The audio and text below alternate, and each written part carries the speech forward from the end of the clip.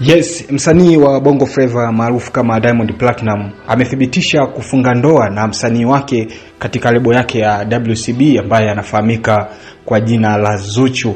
Masaa machache yaliyopita Diamond Platinum katika ukurasa wake wa Instagram amechapisha ujumbe mzito ambao unaelezea namna gani ambavyo alifunga ndoa hiyo, na leo hii anaithibitisha kwa mashabiki zake kupitia ukurasa huo wa Instagram. Diamond kwenye ukurasa wake huo wa Instagram ameeleza sababu za kufanya ndoa yake kuwa siri, pengine ni kile ambacho kinampa hofu juu ya muitikio wa mashabiki wake, hasa kipindi kile ambacho wanamuandama kwa maneno makali. Kwa hiyo hakuona sababu ya kuweka hadharani ndoa hiyo. Kwa hiyo baada ya Diamond Platinum kuweka ujumbe huo kwenye ukurasa wake wa Instagram, ilipostiwa video ambayo inamuonyesha Zuchu akimuita Diamond Platinum kama mume wake. Kwa hiyo ilithibitisha zaidi kuonyesha kwamba hawa wawili tayari wana ndoa hiyo.